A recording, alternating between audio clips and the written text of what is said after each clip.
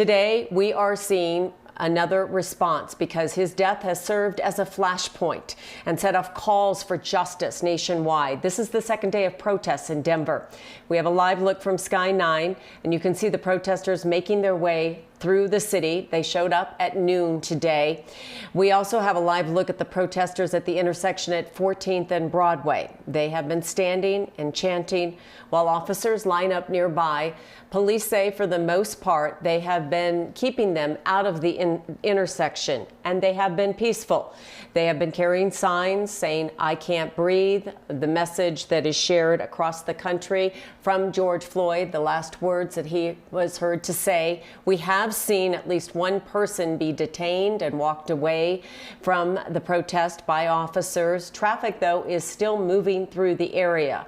Yesterday, at times, there was not traffic moving through the area. We had an incident where the protesters went to I-25, and that was one of the issues that they dealt with. And then things took a turn last night. There were shots fired about 6 p.m. and then about 8:30, quarter to 9 is when the crowds were the crowds really grew at that point, and it was just after 9 o'clock that officers used tear gas to disperse them. They say that a lot of it was based on the fact that rocks were being thrown. We know 3 officers were hurt last night, Ryan. Yeah, Kim, definitely got out of hand, and we're going to check in with reporter Nelson Garcia in just a bit to see what today's protests look like. Of course, Mayor Hancock urging the demonstrations, that message to continue, but to do it safely and respectfully. We'll hopefully get a live shot from him soon. But the damage from yesterday's protest, the physical damage, became clear when the sun came up, all ranging from graffiti to shattered windows. Several small businesses on the 16th Street Mall spent the day cleaning up. Many have replaced those missing windows with boards. Crews also scrubbed the graffiti off of the state capitol building earlier today. A CSP patrol vehicle and Senator Leroy Garcia's truck, both badly damaged by someone at the demonstration yesterday, have also been removed from the Capitol grounds. The legislature is suspending all official work. They did so today because of the protests. Some lawmakers were actually in the building last night. They're not going to return to the Capitol until Monday. They are facing some big pressures right now. They have to pass a balanced budget amid a $3 billion budget shortfall because of the response to the pandemic. Major cuts are expected, and so the protests has led to a little bit of changes for them as well. RTD has stopped all bus and rail service in and out of downtown Denver because of the protests today. Union Station, Civic Center are all closed. RTD says several bus routes are being detoured around downtown. The agency says it's suspending the service to keep staff and riders safe, since the protests today and tomorrow will likely draw big crowds. RTD says it will monitor the demonstrations to decide when it is safe to resume service to and from downtown.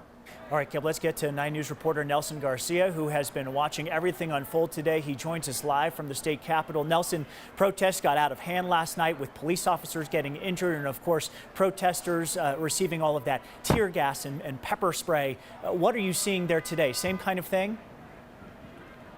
Well, Ryan, you know, for the most part, today has gone pretty smoothly, but right now we're here on Broadway in front of the state capitol, and it looks like that things have ramped up quite a bit. The police have now established a line along Broadway to stop people from spilling out onto the roadway, to stop traffic. This is the most police presence that we have seen so far today.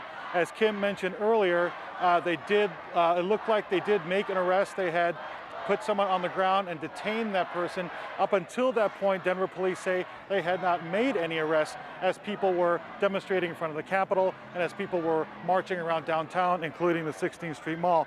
Mayor Michael Hancock and Denver Police Chief Paul Pazin both say they support the people's right to take a stand as long as they do follow the law, and they believe that all the trouble that was caused yesterday was only caused by a small group of people who were looking for trouble at that time.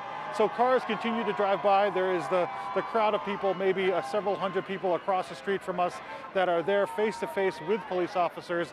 Other than the one person who was detained roughly about 5 or 6 minutes ago, there has not been any other confrontations that we have seen standing out here. So we'll continue to monitor the situation. If things escalate, we'll let you know. And I know that the police officers and the mayor are hoping that as night falls, things don't get unruly like they did last night. Ryan? Most certainly, Nelson. That was their big message today, that this message should continue. It can continue, but we can't cause violence. That was Mayor Hancock's main point, and we'll see how that plays out in the coming hours. Nelson Garcia reporting from the state capitol this afternoon. Nelson, thank you.